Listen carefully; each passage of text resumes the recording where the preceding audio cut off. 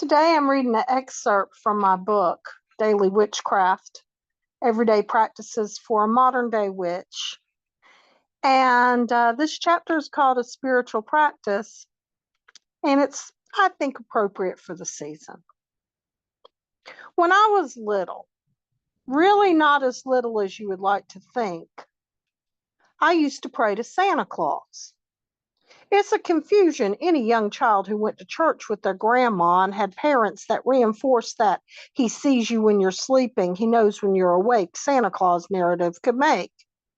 Growing up, my little sister was a hot mess. She got into everything. I was the oldest, but she was always getting me into trouble by dragging me into her misadventures. This one Christmas, she was on a quest to determine if Santa Claus was truly real or not. Now, I believed with my whole heart he was real. He was God, after all. He saw us when we were sleeping. He knew when we were awake. He knew if we were bad or good.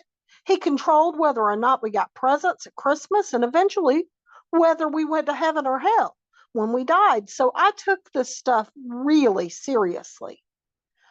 Early one morning, a couple of weeks before Christmas, my sister came into our bedroom and woke me up.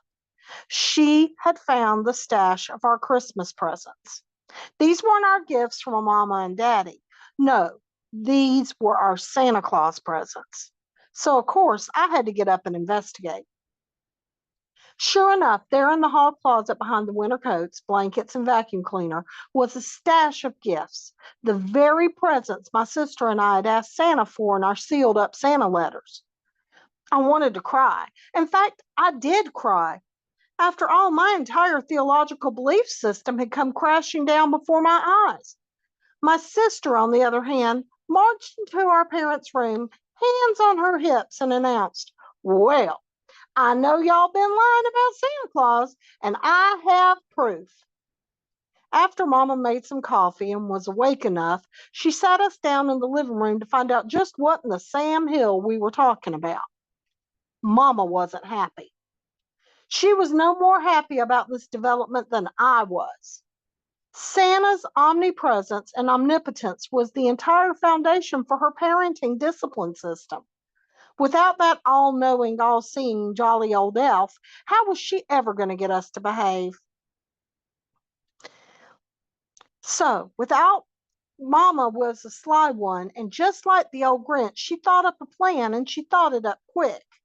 She first told us we were in bad trouble, and we were definitely going to regret it. It seems we had found out Santa's secret, and he was not going to be happy about it. There was no way, you see, that Santa could get to every house on Christmas Eve. Mama asked us, "How does Santa get into houses to deliver the toys?" And we replied, "He goes down the chimney." "Right," she said. "Only we don't have a chimney now, do we?" I thought Mama's explanation wasn't going exactly the way she thought it was, but then she began to weave her masterful tale. It seems that Santa has to work out a deal with the parents of all the children who don't have chimneys, because there's just no way he could come through the front door of that many homes without his magic chimney dust and still get his job done in one night. So for the families without chimneys, Santa makes a deal with the parents to deliver the gifts a couple of weeks before the big day, and the parents agree to put them out on Christmas Eve. Unfortunately, my sister and I had broken the cardinal rule. We had doubted. We had questioned, and now we were in serious danger of Santa coming and taking our gifts, never to return again. Mama told us we'd better go back to our bedroom and start begging Santa not to take our gifts and promising him we'd be good. I went straight back to bed and started praying to Santa Claus. "Dear Santa Claus, I'm sorry. I promise I'll be a good little girl. I won't ever doubt again. But please don't take away my toys." The next night, I got up in the wee hours to check and see if our presents were still there. They were gone. Nothing was in the closet except winter coats, blankets, and that old Electrolux vacuum cleaner. I had doubted. Now I had to pay the price. The next 2 weeks were sad indeed for my sister and me. Two more penitent children had never been seen. We had killed the magic, and now we'd never get it back. We'd just be lucky if we could escape the fires of hell. Christmas morning rolled around, and normally we'd be up before the dawn begging Mama and Daddy to get up so we could go see what Santa Claus brought us. But not this morning. Mama had come to wake us up, asking if we wanted to open presents, and we told her that we knew Santa hadn't come. She replied that it was okay because we had gifts from her and Daddy. So we got up and headed to the living room. And lo and behold, there were all the gifts we'd asked Santa for. Everything we had asked for.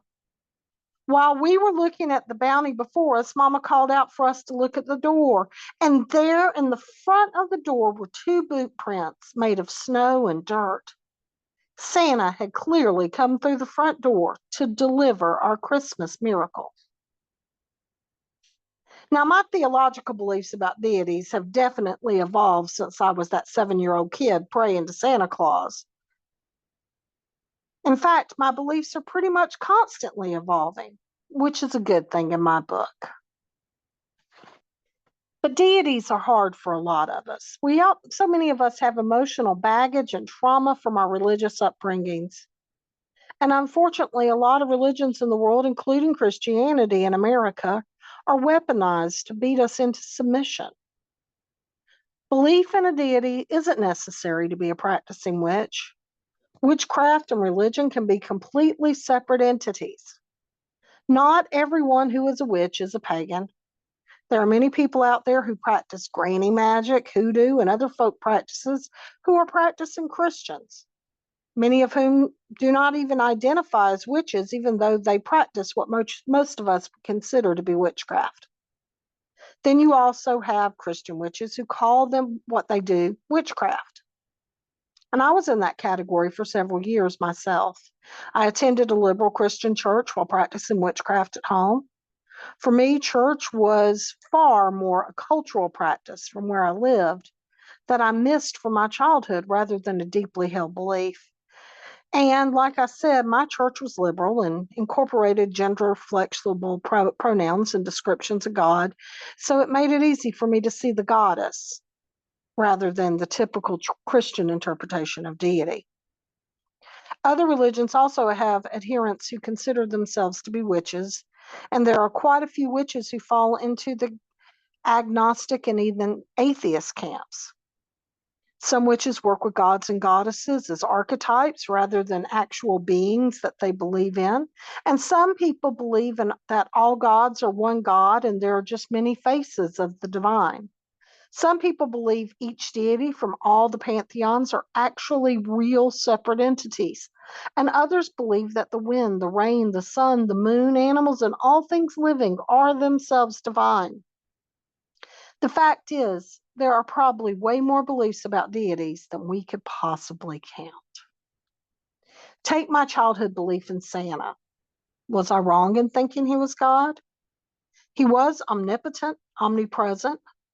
I prayed to him. I believed in him wholeheartedly. I worshiped him. And his face was the one that I pictured when I was told the Bible stories in Sunday school.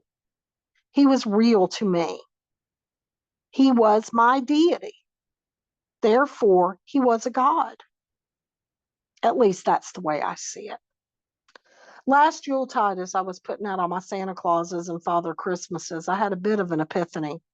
I was making room on my deity altar, moving my raven devoted to Odin to make room for my most druidic-looking Father Christmas, when I suddenly realized he looked like every picture of Odin I'd ever seen.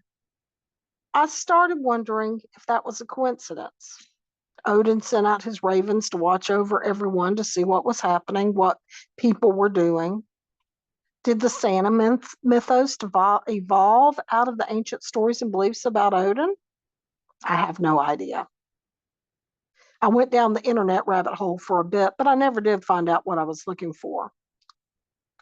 But for me, yes, I like to think this is what happened. Today, I work with far more female deities than I do male deities. I consider myself a goddess worshiper. And I do worship the goddess and not just work with goddesses in my magic. I pray to the mother and I give thanks, keep an altar, and sing to her in addition to calling on her to aid me in my magical workings. I work with many goddesses depending on what I am doing and who calls to me or accepts my call asking for assistance. Hecate, though, is who I primarily worship, and Bridget is who guards my kitchen and the magic I create there. Depending on the seasons and the purpose, I may work with Persephone, Demeter, Freya, or Frigg. In the past, I've worked with Kali and Maeve and Medusa. I do not adhere to just one pantheon, though many people do. I once only worked with Celtic deities because genetically I have a lot of Celtic blood. But I also have Danish and Icelandic Viking blood and Germanic. My ancestors came to America really early in the 1600s, primarily from the British Isles, but also from Germany and Switzerland. Like most Americans, I'm a mutt. I only know my heritage through DNA testing and my obsession with genealogy. As a kid, I became fascinated by Greek mythology and later with the myths of Norway. When I started reading about Wicca, I learned about Celtic goddesses and I felt a strong attachment to Bridget, even though my Irish roots are just a tiny bit of my genetic makeup. Through the years, I read about the different pantheons, gods, and goddesses. I read books on Welsh witchcraft, Scottish witchcraft, Irish witchcraft, Germanic witchcraft, all trying to find something that fit. I kept running around all these rules and gatekeepers proclaiming I couldn't be fill in the blank, which because I wasn't from that place. I didn't live there. I couldn't practice Native American spirituality because I'm not Native American. My ancestors were invaders. Some came here seeking religious freedom. Some came seeking wealth. Some came just trying to save their lives. Some came because they just wanted a new start. But this land didn't belong to them. They were nomads, wanderers, transplants. So, what did that mean for me and my quest to find my branch of witchcraft? And here's what I decided what mattered. I didn't have to choose from some list of deities based on where my long ago ancestors fled. They left for a reason. No, I'm not Native American, but my ancestors made this land a home for themselves over 400 years ago. And we've lived here and become part of this land ever since. This is my home, and I need to accept it and simply seek out the deities who speak to me, regardless of where they came from. Because practically every culture is represented in this land we call America today. So I don't have to be from anywhere to work with the goddess. The thing is, who you choose to worship, honor, or work with is completely up to you. Every culture has ancient deities. Every organized religion has deities. The ones who speak to you are the ones you should work with. Do your research and spend time in quiet. Look for the signs in nature to see if anyone is calling you. To me, my deities are a personal thing. I don't feel the need to go out justifying why I work with a specific goddess. I'm no expert on any of them.